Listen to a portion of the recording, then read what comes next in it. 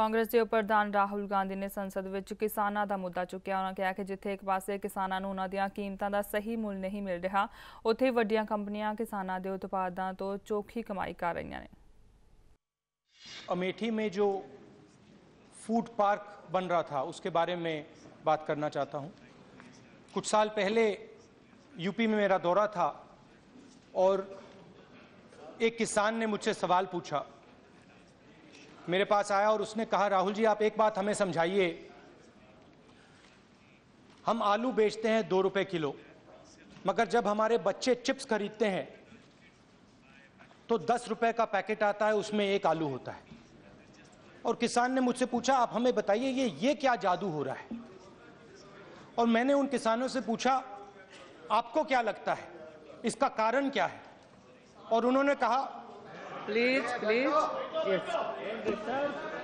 मैंने कहा इसका आपको क्या कारण लगता है। उन्होंने कहा कि जो फैक्ट्रियां चिप्स। प्लीज क्या हो रहा है? यस आप बोलिए प्लीज। मैं भैया सूट की बात नहीं कर रहा हूं, आलू की बात कर रहा हूं। आप घबराइए मत। तो प्लीज क्या है, क्यों, व्हाई? तो मैंने किसानों से पूछा और उन्होंने कहा कि राहुल जी इसका कारण यह है कि जो फैक्ट्रियां बनती हैं वो हमारे से दूर होती हैं।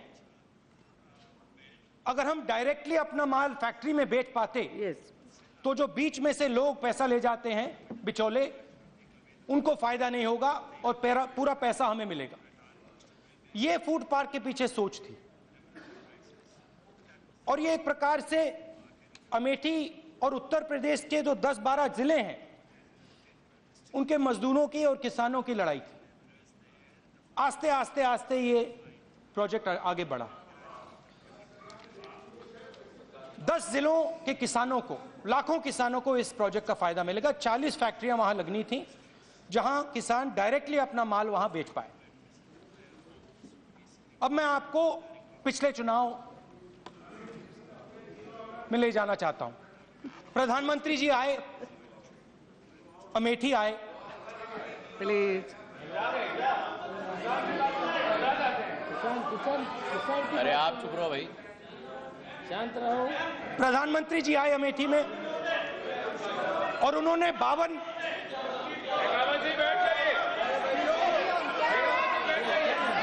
I have allowed him, please. आप बैठिए। आप किस बात का इतराज कर रहे हैं?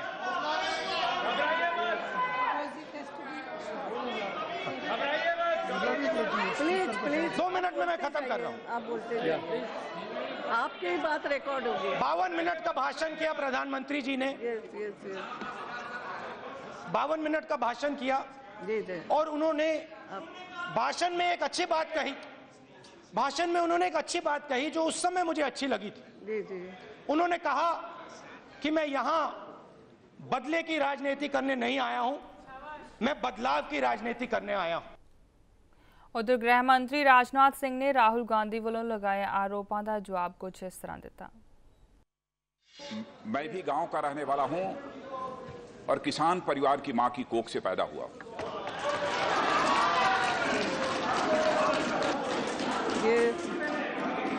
अभी इस सदन के सम्मानित सदस्य श्री राहुल गांधी जी ने यह कहा कि 2 रुपये का आलू जब उसकी चीज तैयार होती है तो 10 रुपये की दर से बिकती है। कम जानते हैं। मैं ये कहना चाहता हूं 2 रुपये किलो की आलू का चीज 50 रुपये 75 रुपये में एक पैकेट मिलता है। क्या जादू है।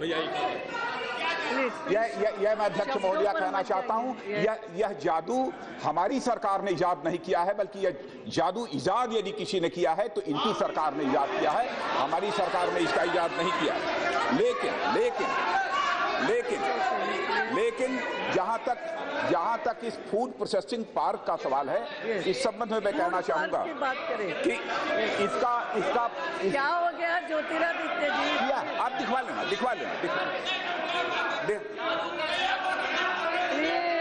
क्या जादू है। बैठिए। ज्योतिरादित्य जी क्या जादू है ये कहा था, ये भी। अरे बाप रे, तो ये अच्छा मान लिया सरकार के संबंध में नहीं, लेकिन यह कहा कि क्या जादू है। इस जादू का इजाद यदि हुआ है तो पहले ही हुआ है, पिछली सरकार के शासनकाल में। इस जादू का इजाद हम लोगों के शासनकाल में नहीं हुआ।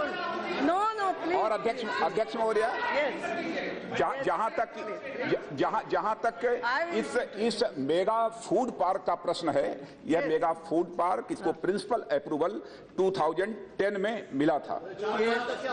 और इसमें नहीं, अब 3 साल 4 साल जो हो रहा था उसकी मैं चर्चा नहीं करना चाहता हूं। जो मेरी अब तक की जानकारी है, शायद कंपनी ही ने इसको रिफ्यूज कर दिया। फिर भी भाई आप लोग चुप रहिए, जब मैं बोल रहा हूं मत बोलिए। क्यों इतने मैं इतना ही कहना चाहता हूं कि यदि सम्मानित सदस्य ने उसे उठाया है तो इस मामले को मैं दिखवाऊंगा। उधर श्री आनंदपुर साहब तो लोक सभा मैंबर प्रेम सिंह चंदूमाजरा ने लोक सभा ਦੇ फसल की गिरदावरी का मुद्दा उठाया। उन्होंने कहा कि कुछ फसल वेखਣ ਨੂੰ ਤਾਂ ठीक लगती सी, पर जो फसल कट्टी गई तो उसका झाड़ बहुत घट निकलिया। उन्होंने मंग की कि किसानों को उचित मुआवजा देने के लिए नियमां दे विच बदलाव किया जाए। अध्यक्ष महोदय, मैं उन प्रदेशों की जहां गेहूं का उत्पादन ज़्यादातर होता है, पंजाब हरियाणा जैसे प्रदेश, उनकी एक नई मुश्किल सामने आई है, उसका आपके माध्यम से सरकार के ध्यान में लाना चाहता हूं। हमारे जो फार्मूला बना हुआ है नेशनल जो रिलीफ फंड का है, जो डिजास्टर रिलीफ फंड है, उसमें ये होता है अक्सर जब कोई बारिश होती है, गड़ेमारी होती है, जहाँ सूखा पड़ता है तो स्पेशल गिरदावरी हो जाती है। तो स्पेशल गिरदावरी में वहाँ फिजिकल वेरिफिकेशन होती है फसल की। मैडम स्पीकर, इस बार नई बात हुई हमारे पंजाब हरियाणा में, कुछ हिस्सा जो उत्तर प्रदेश का भी है। फसल देखने को ठीक लगती थी, किंतु जब अब यील्ड जो आई वो बहुत कम आई है। मैं आपके माध्यम से, गृह मंत्री जी अब समय हाउस में थे, मैं आपके माध्यम से उनके नोट्स में लाना चाहता हूं कि जो नेशनल डिजास्टर रिलीफ फंड है उसके या तो नॉर्म्स बदले जाएं, स्टेट के पास रिलीफ फंड होते हैं, किंतु जो यील्ड का सर्वे करवा के उसको किसानों को बोन्स के रूप में 200 रुपए पर क्विंटल दिया जाए ताकि किसान बच पाए। मैं सरकार को इस बात की बधाई भी देना चाहता हूं, किसान के हित में जो एक काम कर रही है। आज पता चला हमारे जो मित्र हैं राहुल गांधी जी, उनको आलू का पता चल गया कि आलू की किस्म कैसी। मोगा बस कांड मामले ते पंजाब ते हरियाणा हाई कोर्ट ने सुनवाई करते हुए पंजाब सरकार के मुख्य सकत्तर डीजीपी स्टेट ट्रांसपोर्ट और ऑर्बिट एविएशन कंपनी को नोटिस जारी करते हुए जवाब तलब किया है।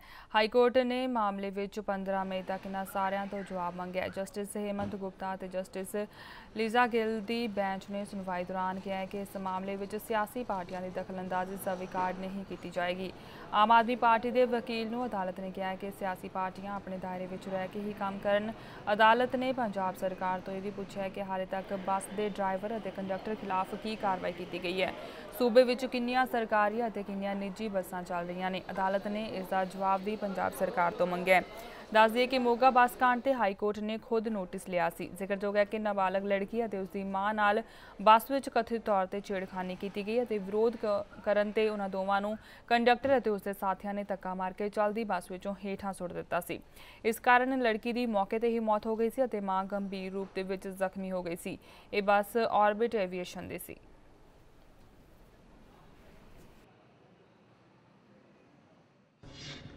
Honorable High Court, whatever notice is given, let us examine it. We'll reply. There's nothing wrong in it. What about conflict of interest? Here, ek minute. I don't want to get into this because you also know my answer. Everyone knows that there's no point of politicizing and dragging such a very sad event. Court ने state of Punjab को party बनाया है, DGP को party बनाया है, उन्होंने transport department को party बनाया है, उन्होंने ऑर्बिट एविएशन को पार्टी बनाया है और उन्होंने सभी को नोटिस दिया है अगले फ्राइडे का 15 मई का।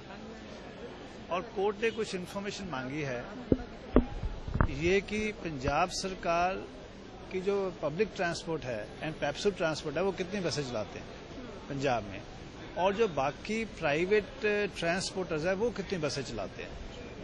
और एडवोकेट जनरल जी वहाँ थे, तो उन्होंने 8 दिन में जवाब देने का वायदा किया है। तो मेरा ख्याल यही बड़ा इशू है।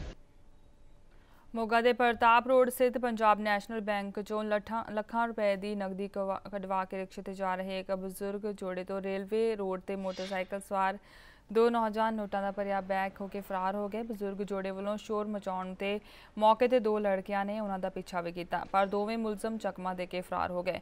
ਪਰ ਇਹ ਸਾਰੀ ਘਟਨਾ ਰੇਲਵੇ ਰੋਡ ਸਥਿਤ ਇੱਕ ਡਾਕਟਰ ਦੇ ਕਲੀਨਿਕ ਦੇ ਬਾਹਰ ਲੱਗੇ CCTV ਕੈਮਰੇ ਵਿੱਚ ਕੈਦ ਹੋ ਗਈ।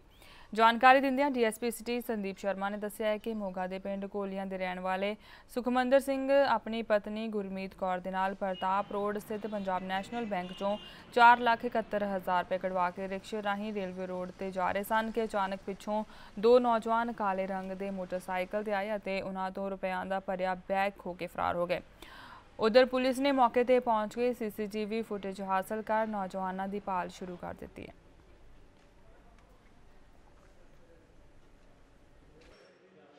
ਅਸੀਂ ਜੀ ਵੀਜ਼ੇ ਦੇ ਕਾਗਜ਼ ਲੈ ਕੇ ਆ ਰਹੇ ਸੀ ਏਜੰਟ ਕੋਲੋਂ ਤੇ ਬਾਜ਼ਾਰ ਵਿੱਚ ਦੀ ਜਾ ਕੇ ਪੈਦਲ ਅਸੀਂ ਪੰਜਾਬ ਨੈਸ਼ਨਲ ਬੈਂਕ ਵਿੱਚ ਗਏ ਪ੍ਰਤਾਪ ਰੋਡ ਮੋਗਾ ਤੇ ਪੈਸੇ ਕਢਵਾਏ। ਉੱਥੋਂ ਪੈਸੇ ਕਢਵਾ ਕੇ ਵਾਪਸ ਆ ਰਹੇ ਸੀ। ਅਸੀਂ ਥੋੜੀ ਦੂਰ ਆ ਕੇ ਰਿਕਸ਼ਾ ਲੈ ਲਿਆ, ਰਿਕਸ਼ੇ ਤੇ ਆ ਰਹੇ ਸੀ ਤੇ ਬਸ ਥੋੜੀ ਦੂਰ ਆ ਕੇ ਸਾਡੇ ਨਾਲ ਵਾਰਦਾਤ ਹੋ ਗਈ। ਪਿੱਛੋਂ ਕੋਈ 2 ਜਣੇ ਆਏ ਮੋਟਰਸਾਈਕਲ ਤੇ, ਜੋ ਝਪਟ ਮਾਰ ਕੇ ਲੈ ਕੇ ਪਤਾ ਨਹੀਂ ਲੱਗਿਆ। ਕਿੰਨੇ ਪੈਸੇ ਸੀਗੇ? 4,71,000। ਇਹ ਮੈਂ ਦੁਕਾਨ ਦੇ ਬਾਹਰ ਹੀ ਖੜਾ ਸੀ, ਮੇਰੀ ਦੁਕਾਨ ਦੇ ਸਾਹਮਣੇ ਇਹਨਾਂ ਨੇ ਬੈਗ ਖੋਇਆ। ਜਦੋਂ ਇਹਨਾਂ ਨੇ ਰੌਲਾ ਪਾਇਆ ਤੇ ਮੈਨੂੰ ਤਾਂ ਕੋਈ ਸੁੱਝਿਆ ਨਹੀਂ, ਮੈਂ ਕਿੱਕ ਮਾਰੀ ਤੇ ਮੈਂ ਮਗਰ ਚਲਾ ਗਿਆ। ਮੁੜ ਕੇ ਗਾਂਧੀ ਰੋਡ ਤੋਂ ਫਾਟਕ ਟੱਪ ਕੇ ਤੇ ਉਹ ਤੋਂ ਬਾਅਦ ਦਿਖੇ ਨਹੀਂ ਕਿਹੜੀਆਂ ਗਲੀਆਂ 'ਚ ਵੜ ਕੇ ਕਿਹੜੀਆਂ। 2-3 ਥਾਵਾਂ ਤੇ ਫੁਟੇਜ ਆ ਗਈਆਂ ਬੈਂਕ ਦੇ ਵਿੱਚ ਵੀ, ਔਰ ਪਲੱਸ ਜਿਹੜੀ ਹੈਗੀ ਉੱਥੇ ਇੱਕ ਡਾਕਟਰ ਦਾ ਕਲੀਨਿਕ ਹੈ ਔਰ ਇੱਕ ਪ੍ਰਾਈਵੇਟ ਫਰਮ ਹੈ। ਉਹ ਅਸੀਂ ਫੁਟੇਜ 2 ਨਿਕਾਲ ਲਈਆਂ। ਤੀਸਰੀ ਬੈਂਕ ਦੇ ਇੰਜੀਨੀਅਰ ਆ ਰਹੇ ਨੇ, ਉਹਨਾਂ ਨੂੰ ਅਸੀਂ ਕਲੀਅਰ ਕਰ ਰਹੇ ਹਾਂ। ਸਾਨੂੰ ਉਮੀਦ ਹੈ ਕਿ ਬੜੀ ਜਲਦੀ ਇਹ ਮਸਲਾ ਜਿਹੜਾ ਹੈਗਾ ਅਸੀਂ ਸੋਲਵ ਕਰ ਲਾਂਗੇ। ਕੁਰੂਕਸ਼ੇਤਰ ਦੇ ਚਿੱਬਾ ਪਿੰਡ ਵਿੱਚ ਦਿਲ ਦਹਿਲਾ ਦੇਣ ਵਾਲੀ ਘਟਨਾ ਸਾਹਮਣੇ ਆਈ ਹੈ। ਆਪਸੀ ਰੰਜਿਸ਼ ਦੇ ਚੱਲਦੇ 2 ਭਰਾਵਾਂ ਨੇ ਮਿਲ ਕੇ ਆਪਣੇ ਹੀ ਭਰਾ ਨੂੰ ਜ਼ਿੰਦਾ ਸਾੜ ਦਿੱਤਾ। ਦਰਅਸਲ ਮਨੋਜ ਦਾ ਆਪਣੇ ਤਾਏ ਦੇ ਬੇਟਿਆਂ ਨਾਲ 20,000 ਰੁਪਏ ਦੇ ਲੈਣ ਦੇਣ ਦਾ ਵਿਵਾਦ ਚੱਲ ਰਿਹਾ ਸੀ। ਇਸ ਨੂੰ ਲੈ ਕੇ ਪਹਿਲਾਂ ਵੀ ਕਈ ਵਾਰ ਝਗੜਾ ਹੋਇਆ ਸੀ, ਪਰ ਰੰਜਿਸ਼ ਵੱਧਦੀ ਜਾ ਰਹੀ ਸੀ, ਜਿਸ ਨੂੰ ਲੈ ਕੇ ਮਨੋਜ ਦੇ ਤਾਏ ਦੇ 2 ਲੜਕਿਆਂ ਨੇ ਉਸ ਨੂੰ ਗਲੀ ਦੇ ਵਿੱਚ ਬੁਲਾ ਕੇ ਅੱਗ ਲਗਾ ਦਿੱਤੀ। ਮਨੋਜ ਬੁਰੀ ਤਰ੍ਹਾਂ ਅੱਗ ਵਿੱਚ ਝੁਲਸ ਗਿਆ ਅਤੇ ਬਾਅਦ ਵਿੱਚ ਉਸ ਨੇ ਦਮ ਤੋੜ ਦਿੱਤਾ। ਪੁਲਿਸ ਨੇ ਮੁਲਜ਼ਮਾਂ ਦੇ ਖਿਲਾਫ ਹੱਤਿਆ ਦਾ ਕੇਸ ਦਰਜ ਕਰਕੇ जांच शुरू कर देती है।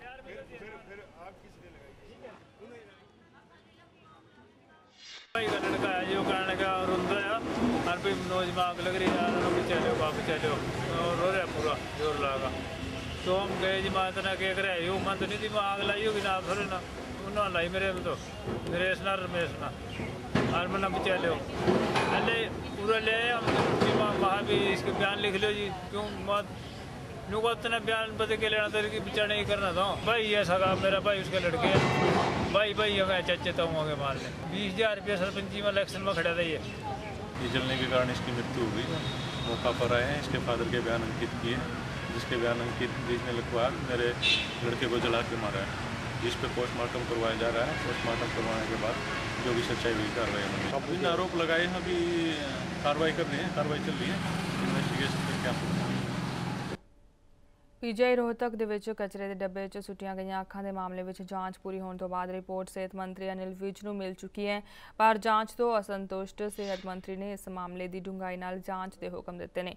ਅਨਿਲ ਵਿਜ ਨੇ ਕਿਹਾ ਕਿ ਜਾਂਚ ਰਿਪੋਰਟ ਉਹਨਾਂ ਨੂੰ ਮਿਲੀ ਹੈ, ਪਰ ਉਸ ਵਿੱਚ ਜੋ ਕਾਰਨ ਦਿੱਤੇ ਗਏ ਨੇ ਉਸ ਤੋਂ ਉਹ ਸੰਤੁਸ਼ਟ ਨਹੀਂ। ਵਿਜ ਚੰਡੀਗੜ੍ਹ ਸਥਿਤ ਹਰਿਆਣਾ ਸਕੱਤਰੇਤ ਵਿੱਚ ਪੱਤਰਕਾਰਾਂ ਦੇ ਨਾਲ ਗੱਲਬਾਤ ਕਰ ਰਹੇ ਸਨ। ਵਿਜ ਨੇ ਬਾਲੀਵੁੱਡ ਅਦਾਕਾਰ ਸਲਮਾਨ ਖਾਨ ਨੂੰ ਅਦਾਲਤ ਵੱਲੋਂ ਦਿੱਤੀ ਗਈ 5 ਸਾਲ ਦੀ ਸਜ਼ਾ ਬਾਰੇ ਕਿਹਾ ਕਿ ਕਾਨੂੰਨ ਆਪਣਾ ਕੰਮ ਕਰਦਾ ਹੈ। ਉਹਨਾਂ ਕਿਹਾ ਕਿ ਇਸ ਫੈਸਲੇ ਤੋਂ ਬਾਅਦ ਜੁਡੀਸ਼ਰੀ ਦੀ ਸ਼ਾਨ ਹੋਰ ਵੀ ਵਧੀ ਹੈ।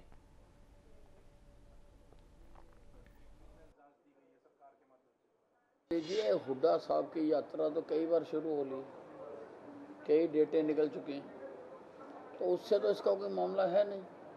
ये तो सरकार अपनी रफ्तार से काम करती रहती है और उसके मुताबिक ही सारे डिसीजन लिए जाते हैं। बहुत जल्दी बाकी मामलों पर भी जिसके हम सभी तथ्यों की जो गड़बड़ जाले हुए हैं फैक्ट्स इकट्ठे कर रहे हैं और जिन जिन के फैक्ट्स ठीक पाए जाएंगे उनके खिलाफ जांच हो सकती है। हाँ बिल्कुल, मैंने बात की है कि ये जितने भी मामले हैं और वो ऑलरेडी लगे हुए हैं, उन्होंने कहा कि हम ऑलरेडी सभी पर कर रहे हैं, पिछली सरकार इसमें बहुत ज़्यादा गड़बड़ झाला कर गई, जिसके कारण से ये आप देखिए जितने मामले हैं ये पिछली सरकार के समय के हैं, ये हमारी सरकार के समय नहीं हुआ।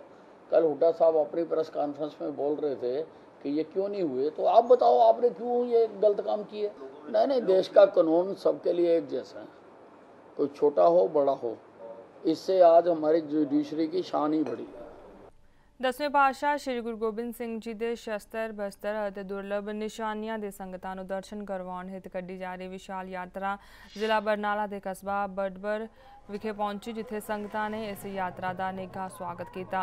इस मौके धार्मिक दीवान सजाए गए। श्रद्धालुओं ने बहुत ही श्रद्धा और गुरु साहिबान के दुर्लभ शस्त्रां के दर्शन दीदार किए। SGPC मैंबरां ते श्रद्धालुओं के मुताबिक लोगों के विच इस महान यात्रा नूं लैके बहुत उत्साह है। इस दौरान लंगर भी लगाए गए। उन्होंने इस यात्रा के लिए श्रोमणी कमेटी का धन्यवाद भी किया।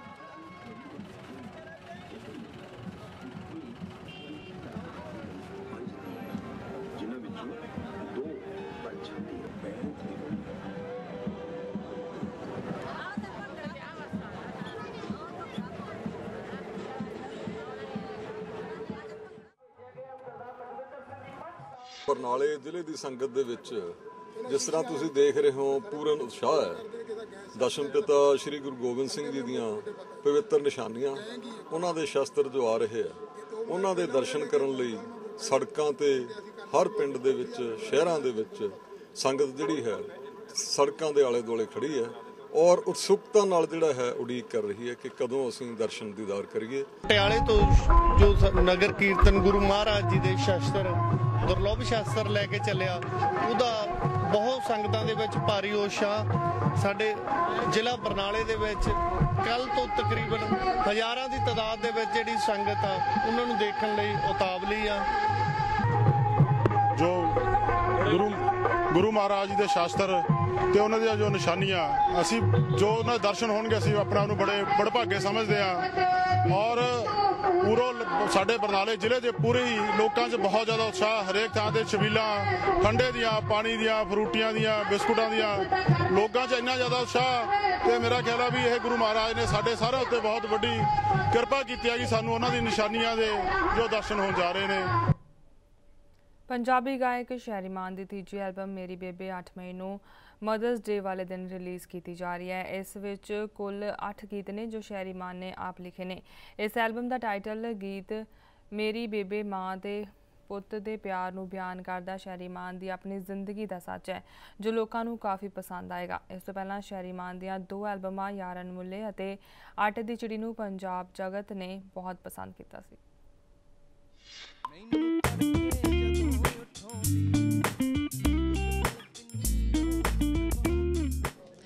माँ होंदी है माँ वो दुनिया वाले हो। वैसे एक कुलदीप मान साहब ने बिल्कुल सही कहा है।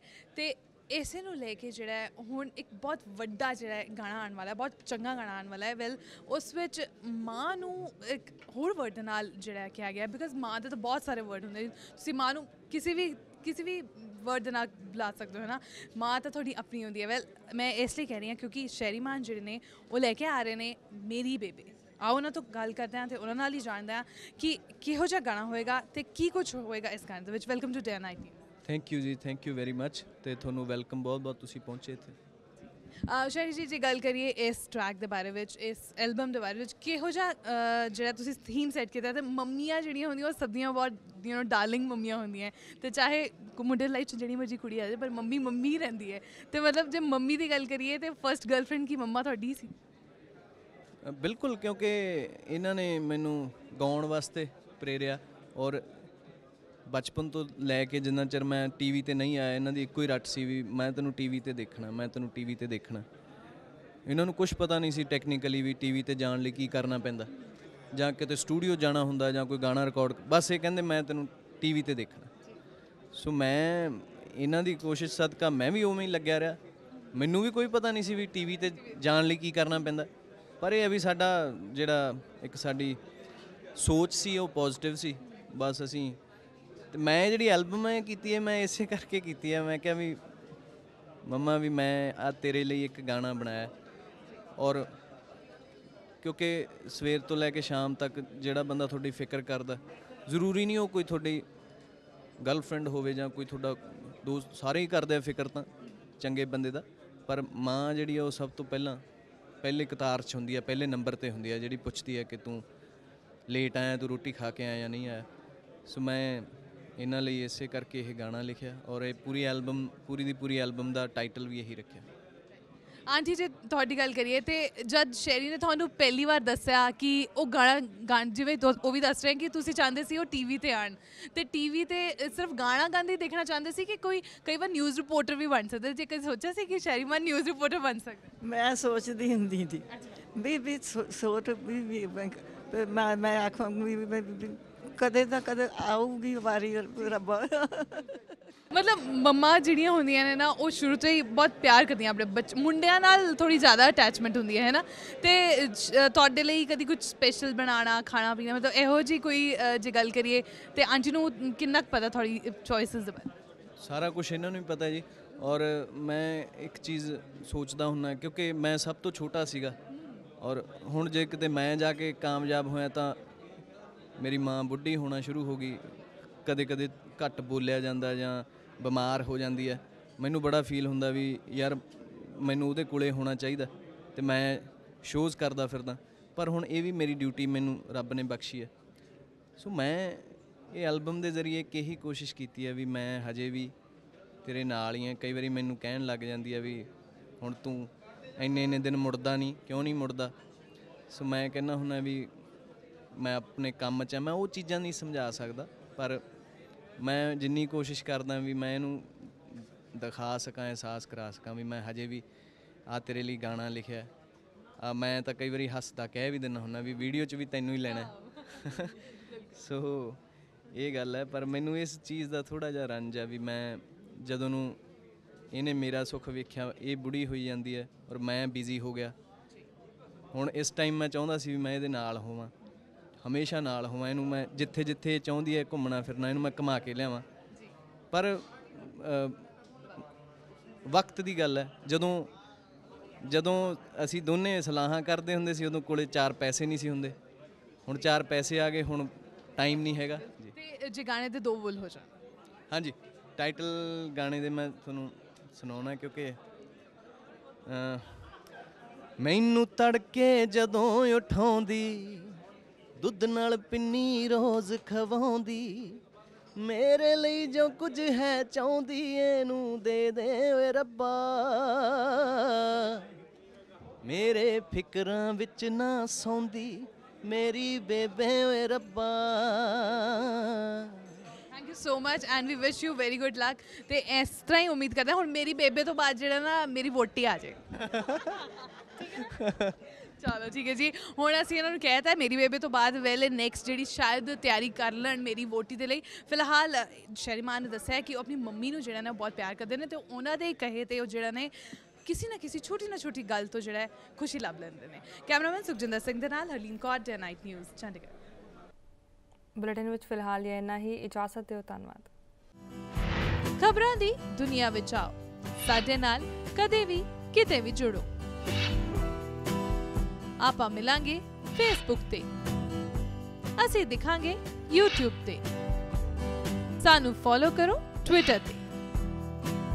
खबरां नाल जुड़े रहो दिन रात।